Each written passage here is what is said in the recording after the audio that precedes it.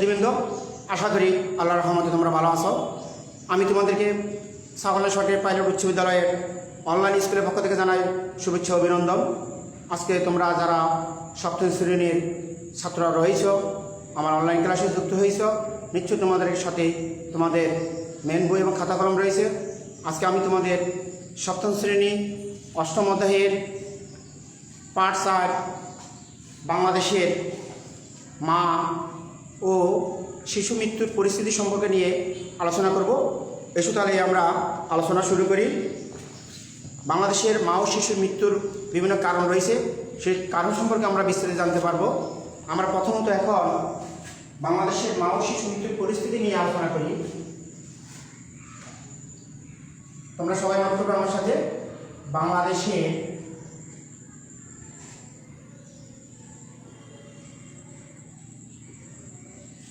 মা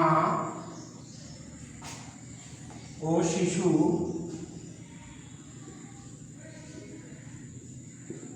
মৃত্যুর পরিস্থিতি নিয়ে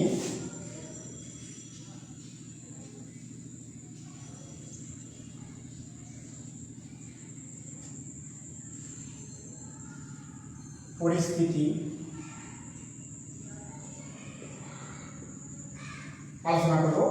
তাহলে আমরা লিখছি অষ্টম অধ্যায় পাঠ 4 বাংলাদেশের মা ও শিশুর মৃত্যুর পরিস্থিতি। আমরা এই পরিস্থিতি নিয়ে তোমাদের সাথে বিস্তারিত আলোচনা করব। তাহলে সাধারণভাবে বলা যায়, সন্তান প্রসবের পূর্বে, প্রসবকালীন এবং প্রসব পরবর্তী সময় শারীরিক কিংবা অন্যান্য কারণে মায়েরা মৃত্যুবরণ করে থাকেন। আর এই মৃত্যুবরণ কারণে তাকে মাতৃমৃত্যু বলা হয়। অন্যদিকে জন্মের পর 1 বছরের বয়সের মধ্যে শিশু মৃত্যু হলে তাকে শিশু মৃত্যু বলা হয়।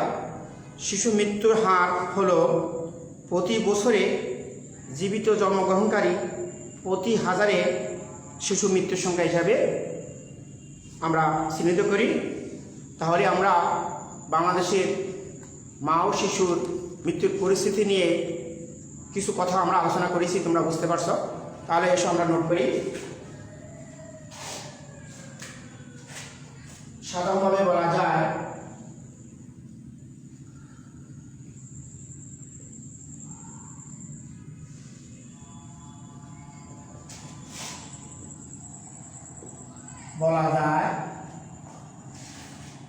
সন্তান প্রসবের পূর্বে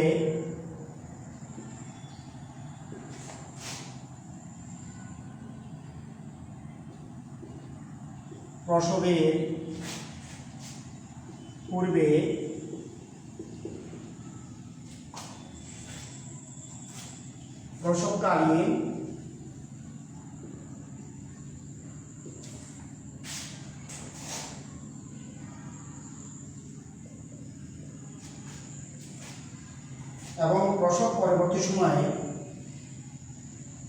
এবং প্রসব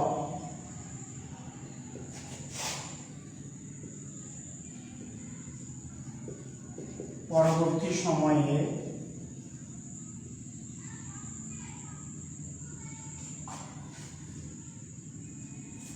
শারীরিক কিংবা অন্যান্য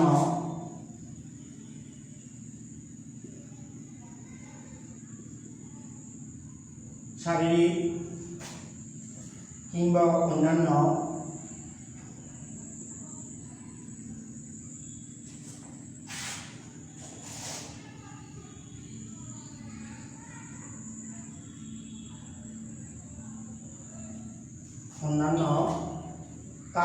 মায়েরা মৃত্যুবরণ করেন। অন্যান্য কারণে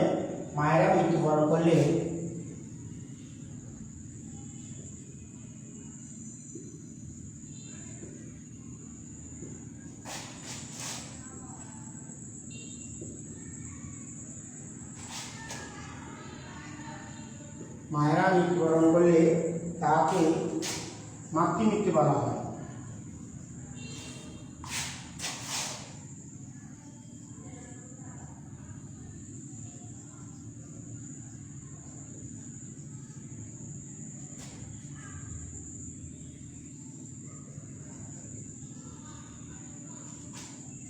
অন্যদিকে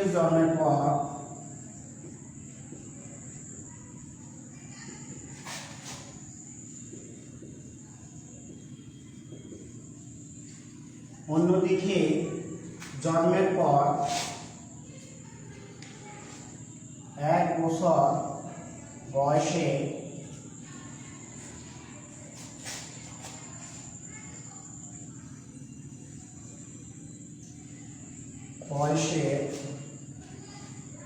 মধ্যে শিশুর মৃত্যু হলে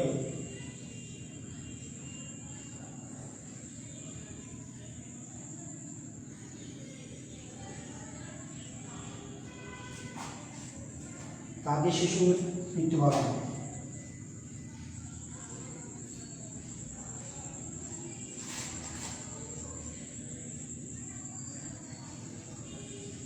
বলা হয়। আর এই শিশুর মৃত্যুটা আমরা হিসাব করি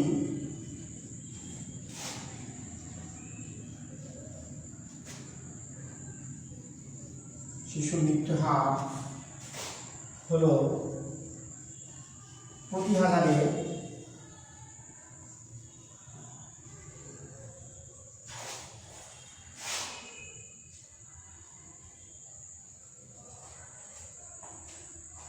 প্রতি বছরে শিশুর মৃত্যু হার হলো প্রতি বছরে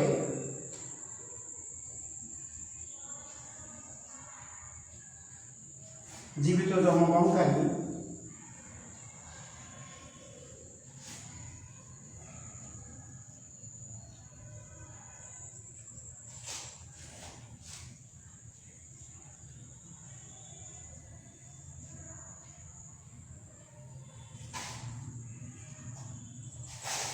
প্রতি হাজারে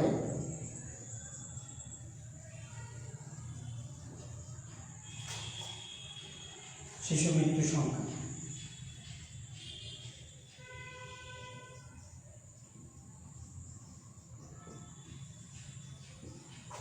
প্রিয় শিক্ষার্থীবৃন্দরা, আজকে আমরা তোমাদেরকে সপ্তম শ্রেণীর 10 নম্বর অধ্যায়ের পাঠশালায় বাংলাদেশের মা ও শিশু মৃত্যু পরিস্থিতি নিয়ে যে আলোচনা করেছি, সে আলোচনার শিরোনাম আমরা এখানে রেখেছি। দেখো, যে সাধারণভাবে বলা যায় সন্তান প্রসবের পূর্বে, প্রসবকালীন এবং প্রসব পরবর্তী সময় শারীরিক কিংবা অন্যান্য কারণে মায়েরা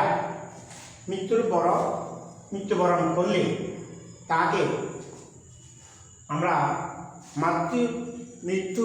মাতৃমৃত্যু বলা হয় থাকে। অন্যদিকে জন্মের পর 1 বছর বয়সের মধ্যে শিশুর মৃত্যু হলে তাকে শিশু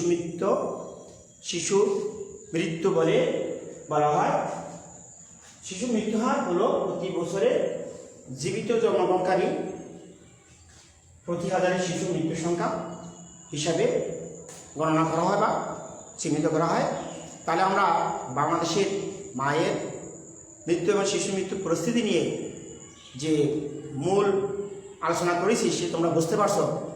তাহলে তোমরা তোমাদের মেন বইয়ে 78-79 পৃষ্ঠা মাতৃমৃত্যু নিয়ে যে আলোচনা আছে আলোচনা তোমরা জানতে পারবে। তো তোমাদের সকলের সুস্বাস্থ্য কামনা করে স্বাস্থ্যবিধি মেনে তোমার বাড়িতে লেখাপড়া করবে। সবাইকে ধন্যবাদ।